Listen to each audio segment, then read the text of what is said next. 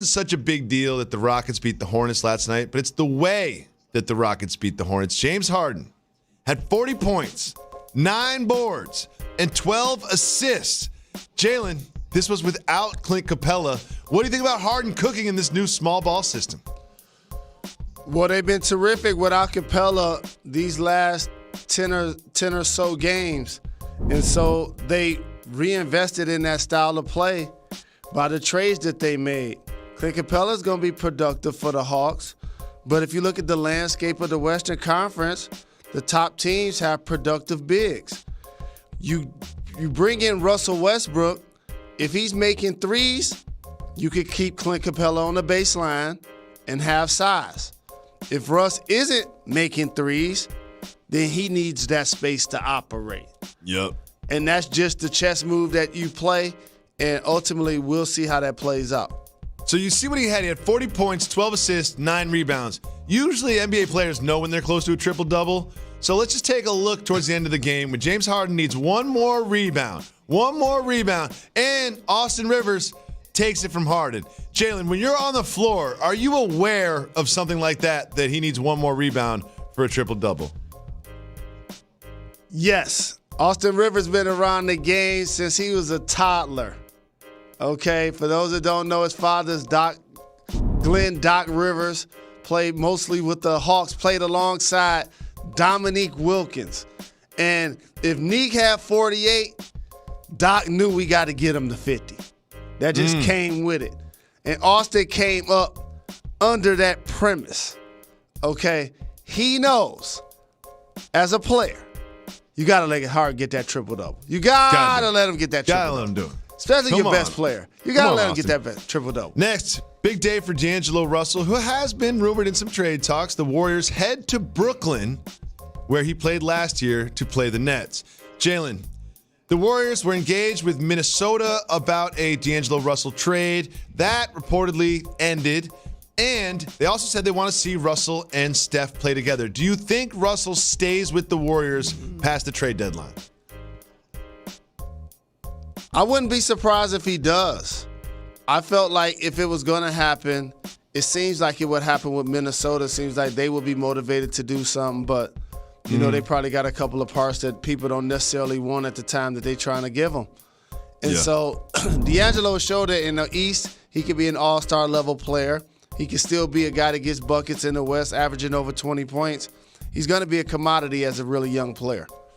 Jalen, you know I support you and I love you very much. And part of that is me falling in love with the Michigan Wolverines. You know what I mean? I support the football team until they start losing. But I've really been rooting for Juwan and the Michigan Wolverines. So I'm watching this Ohio State game on my phone before my rec league game.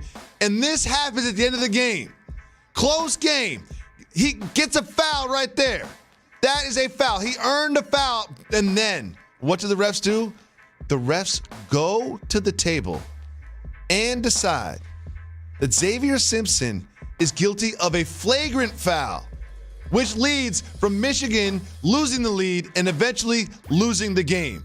Jalen, this is so wrong. So wrong. What do you think about this injustice, this tragedy that happened in Ann Arbor last night?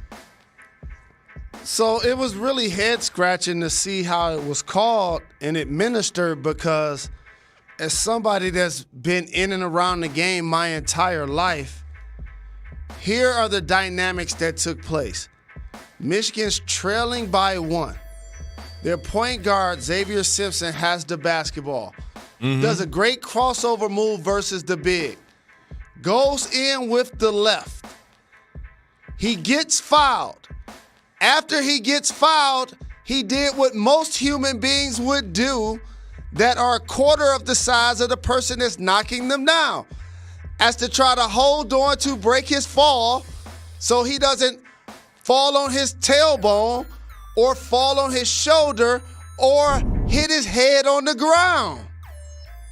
So you grab onto whoever's around when you're about to fall. I don't understand how that's a flagrant foul on the offensive player. Flagrant foul. Do you know what happened? I know exactly what happened. The refs saw the ripped jersey. The ref saw the ripped jersey and like, wait a second, let's take a look at what happened. And even after seeing what happened, I don't know how you call this a flagrant foul. This is a big game for Michigan. This is an in-conference game. Both these teams are fighting for a tournament berth. Like this was just wrong. I was so mad when I saw this. I thought about you, and I said, you know what? I bet Jalen Rose just kicked something in his house. I bet you just threw over the small guy in your house. Versus big guy. They're both off balance. He's going up for the layup. As he know that he got the foul, he's grabbing him so he don't fall and bust his head on the floor. That's basic physics. How do you get a flagrant foul in college basketball when that game was physical the entire time? Both teams was getting away with fouls the entire game, if that's the case. That was the worst call I've seen in a long time in college basketball. Seriously. Jalen Rose, after this game and this loss with Michigan Wolverines, I said to myself, is this team going to miss the tournament? I ask you that question. Is this Michigan Wolverine team a tournament team? Of course. We're definitely going to make the tournament. Losses like yesterday don't help how it played out at the end, but they played themselves into the NCAA tournament, and they're going to advance once they get in it. Well, first of all, thank you for putting me on the Michigan Wolverines. Livers and I want to is give hurt. a big shout to Juwan Howard, the head coach of the Michigan Wolverines, former teammate of Jalen Rose. We'll be back tomorrow. ESPN 2 Thank you. You are far too kind.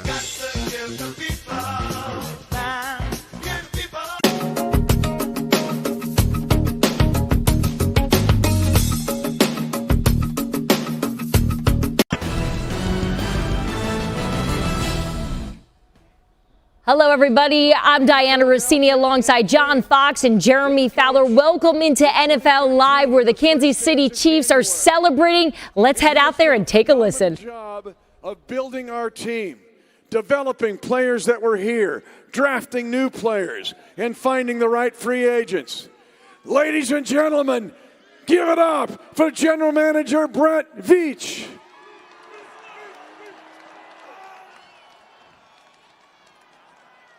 Thank you.